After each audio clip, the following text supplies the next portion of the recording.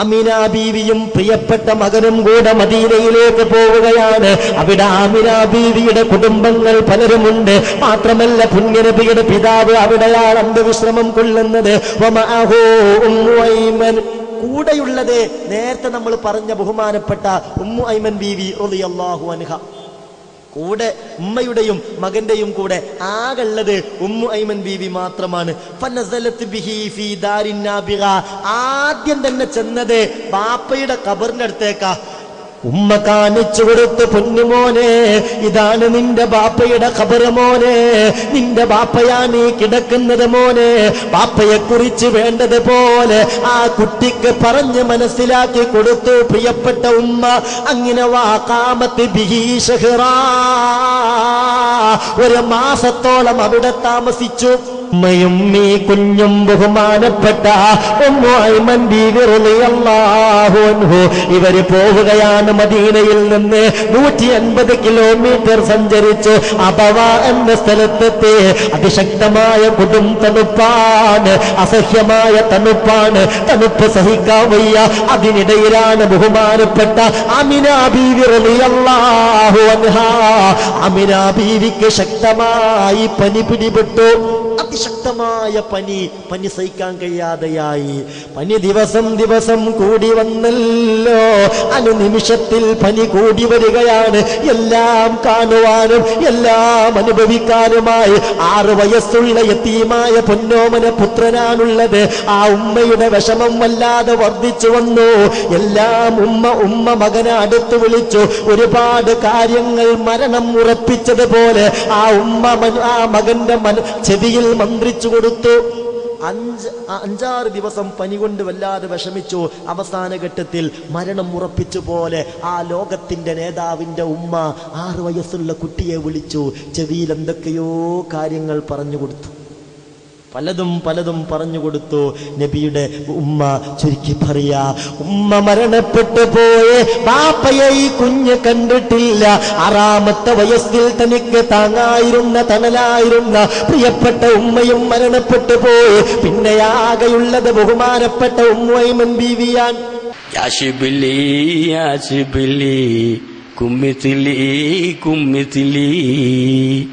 യർമൂനനി bill ഹജരി അർമിഹിം ബിസമരി.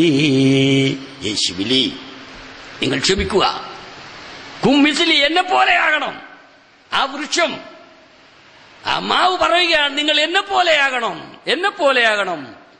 നിങ്ങൾ കണ്ടില്ലേ? യർമൂനനി bill ഹജരി. ആ കുട്ടികളെല്ലാം എന്നെ കല്ലുകൊണ്ടെറിഞ്ഞ് എന്റെ കൊമ്പ് പൊട്ടിക്കുന്നു, എന്നിൽ നിന്ന് പഴം കൊണ്ടുപോകുന്നു. എന്നാൽ അർമീഹിം ബിസമരി, ഞാൻ അവരെ കല്ലുകൊണ്ടെറിയുന്നില്ല, ഞാൻ അവരെ മാങ്ങ കൊണ്ടാണ് എറിയുന്നത്. ഞാൻ അവർക്ക് നല്ല മധുരമുള്ള മാങ്ങ നൽകുന്നു, പഴം നൽകുന്നു. ഇതുപോലെ ജനങ്ങളുടെ പ്രയാസങ്ങളെല്ലാം ക്ഷമിക്കുക, ജനങ്ങൾക്ക് നല്ലത് കൊടുക്കുക. ഇതാണ് ശിബിലി നിങ്ങൾ നൽകേണ്ടത് എന്ന് പറഞ്ഞെങ്കിൽ അതാണ് ലോകത്ത് മഹാന്മാരായ സൂഫിയാക്കളിലൂടെ നമുക്ക് കാണാൻ സാധിച്ചത്. പോകാൻ ഏതാണ്ട് തീരുമാനമായിരുന്നു. പക്ഷെ തിരുപ്പഞ്ചു നിർത്തി. ഇനി എത്ര നീളും എനിക്കറിയില്ല. അങ്ങനെ ഇരിക്കുകയാണ് ബഹുമാനപ്പെട്ട ശൈഖുനാ ശംസുൽ വീണ്ടും രോഗം വരുന്നത്. അദ്ദേഹത്തിന് വീണ്ടും രോഗം വന്നു. വീണ്ടും രോഗം വന്നപ്പോ ഞായറാഴ്ച വൈകിട്ടാണ്, തിങ്കളാഴ്ച പുലർച്ചെല്ലാം മരിക്കുന്നത്. അന്ന് ബഹുമാനപ്പെട്ട ഉസ്താദിനോട് ദുആ ചെയ്യാൻ വേണ്ടി ഇവരൊക്കെ നടന്നിട്ട്, ശിഷ്യന്മാരൊക്കെ നടന്നിട്ട് കാണുന്നില്ല. ഉസ്താദിനെ കാണുന്നില്ല. ഉസ്താദ് പള്ളിക്ക് പുറത്ത് വരുന്നില്ല. എവിടെ ഉണ്ടെന്ന് ആർക്കും അറിയില്ല, ഒരാൾക്കും അറിയില്ല. അവിടെയുള്ള ബഹുമാനപ്പെട്ട അൻസാജിയെയും കൂട്ടി പിന്നെ കണ്ടുമുട്ടിയത് സുബൈക്ക. ആ സുബൈയോടുള്ള സമയത്താണ് ഉസ്താദ് മരിക്കുന്നത്. ഉസ്താദിനോട് ഈ കാര്യം വിശദീകരിച്ച് പറഞ്ഞപ്പോൾ നേരത്തെ തങ്ങളോട് സൂചിപ്പിച്ചില്ല.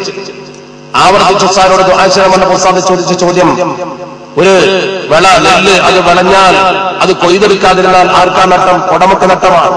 അങ്ങനെ തന്നെ പറഞ്ഞു. അവിടെ പോയിക്കോട്ടേ എന്നാണ്. അവരൊക്കെ നാവോണ്ടൊരു കാര്യം പറഞ്ഞാൽ അതിൽ തർക്കമില്ല. വന്യരായ തൃപ്പഞ്ചി ഉസ്താദിനെ കുറിച്ച് 5 കൊല്ലങ്ങൾക്ക് മുമ്പ് ഞാൻ കേട്ട ഒരു കഥ. ഒരു വിഷയവുമില്ല. ഇവിടെ മുഅ്മിനീങ്ങളെ, അല്ലാഹുവിന്റെ ഔലിയാക്കൾ അല്ല പറഞ്ഞത് അവരുടെ കാത് ഞാനാകുമെന്ന, അവരുടെ കണ്ണ് ഞാനാകുമെന്ന, അവരുടെ കാല് ഞാനാകുമെന്ന, അവരുടെ കൈ ഞാനാകുമെന്ന, അവരുടെ നാവ് ഞാനാകും. ലഇൻ സഅലനി ലഉതിയന്നഹു, അവരങ്ങ് ചോദിച്ചാൽ ഞാനതങ്ങ് കൊടുക്കും. വലഇൻ ഇസ്തഅദനി, അവര് കാവൽ ചോദിച്ചാൽ ഞാൻ കാവൽ കൊടുക്കും. ആരോരുത്തൻ മദ്യപിച്ചാൽ തൽക്ഷണം ഈമാന്റെ നൂറ് പുറത്ത് പോയെന്നറിയണം. മദ്യം ഒരാൾ കുടിക്കുന്നു എന്നാൽ ഇന്ന് കുടിപ്പിക്കുമേ ചലം നരകമിൽ നിന്നന്ന്. സൗഖ്യമുണ്ടാകാനുള്ള താല്പര്യത്തെക്കാൾ എന്റെ നേതാവിന്റെ അനുയായികൾക്ക് പരീക്ഷണം ഉണ്ടാകാനാണ് താല്പര്യം. ആ പരീക്ഷണത്തിൽ അവർ വിജയിക്കുമ്പോൾ അല്ലാഹു അവർക്ക് ഉന്നത ദർജ കൊടുക്കുമല്ലോ. ഇത് കത്തെഴുതി ലോക ചരിത്രത്തിൽ ഒരു കാൾ മാർക്സ് ഇങ്ങനെ എഴുതിയിട്ടില്ല, ഒരു എംഗൽസ് ഇങ്ങനെ എഴുതിയിട്ടില്ല, ഒരു കുഫ്റിനെ ഇങ്ങനെ പറയാൻ ലോക ചരിത്രത്തിൽ കഴിഞ്ഞിട്ടില്ല. ലോക ചരിത്രത്തിൽ ഒരൊറ്റാളാണ് ഇങ്ങനെ പറഞ്ഞിട്ടുള്ളത്. അത് ഫിർഔന്റെ ഭാര്യയായിരുന്നു. അന റബ്ബുകുമുൽ അഅ്ലാ,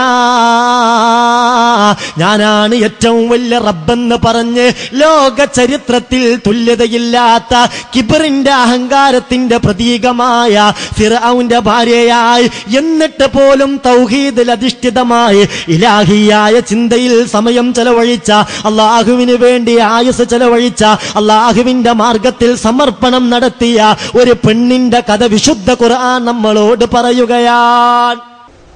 ഇവിടെ പ്രധാനമായി നാം സമ്മേളിക്കാനുള്ള കാരണം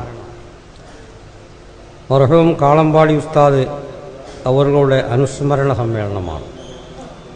അൽ ഉലമാഉ വറസത്തുൽ അംബിയാ, പണ്ഡിതർ മാത്രമാണ് അമ്പിയാക്കളുടെ അനന്തരാവകാശികൾ എന്ന് ഹബീബായ റസൂലുള്ള പറഞ്ഞല്ലോ. ആ വാക്കിനെ പൂർണ്ണമായും അന്വർത്ഥമാക്കുന്ന ജീവിതമായിരുന്നു മഹാനായ കാളമ്പാടി മുഹമ്മദ് മുസ്ലിയാർ. പടച്ച റബ്ബ് അവർക്ക് കൊടുത്തതിലും നമുക്ക് തരാത്തതിലും നിനക്ക് വല്ല സംശയവുമുണ്ടോ? റബ്ബ് അവരെ ഏറ്റെടുത്തു, നമ്മളെ കൈയൊടിച്ചു എന്നാണോ നീ കരുതുന്നത്? ഉലൈക ഖൗമുൻ ഉജ്ജിലത് ലഹും ത്വയ്യിബാതുഹും ഫിൽ ഹയാത്തിദ് ദുനിയാ. ഉമറേ, ഉലൈക ഖൗമുൻ, അവർ ഒരു ജനസമൂഹമാണ്. ആ ജനസമൂഹത്തിന്റെ പ്രത്യേകത എന്താണ്? പരിശുദ്ധ തിരുദൂതർ പറയുന്നു, ഉജ്ജിലത് ലഹും ത്വയ്യിബാതുഹും ഫിൽ ഹയാത്തിദ് ദുനിയാ. അവർക്ക് പടച്ച റബ്ബ് ഭൂമുഖത്ത് തന്നെ സൗകര്യങ്ങളൊക്കെ കൊടുത്തു തീർക്കുകയാണ്. പരലോകത്ത് ചെന്നാൽ കട്ടപ്പെടേണ്ടവനാണ് അവൻ ഇവിടെ നെയ്തൊരുക്കുന്ന എല്ലാ സൗകര്യങ്ങളും പരലോകത്ത് തീ കൊടുക്കേണ്ടതാണ്. എന്നോട് ചോദിച്ചു, യാ മൽഊനു, ഏ ശപിക്കപ്പെട്ടവനെ, കം അഅദാഉക മിൻ ഉമ്മത്തി, എന്റെ സമുദായത്തിൽ നിന്ന് നിന്റെ ശത്രുക്കൾ ആരാൻ? എത്ര ശത്രുക്കൾ നിനക്കുണ്ട്? ഖാല ഇബ്ലീസുൽ ലഈൻ പറഞ്ഞു, 15, 15 ആളുകൾ എന്റെ ശത്രുക്കളാണ്. അവ്വലുഹും അന്ത, ഒന്നാമൻ നിങ്ങളാണ്. നബി സല്ലല്ലാഹു അലൈഹി വസല്ലമയോട് പറഞ്ഞു, എന്റെ ഒന്നാമത്തെ ശത്രു നിങ്ങളാണ്. ആരോടാണ് പറയുന്നത്? മുഹമ്മദ് മുസ്തഫ സല്ലല്ലാഹു അലൈഹി വസല്ലമയോട്. ഓരോ ബാപ്പയും ഇമാമാണ്.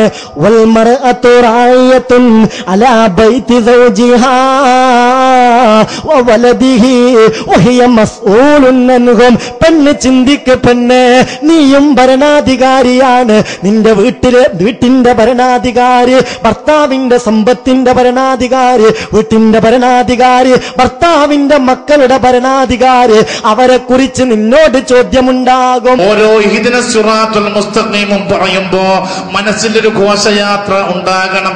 ഒന്ന് മുഹമ്മദ് മുസ്തഫ.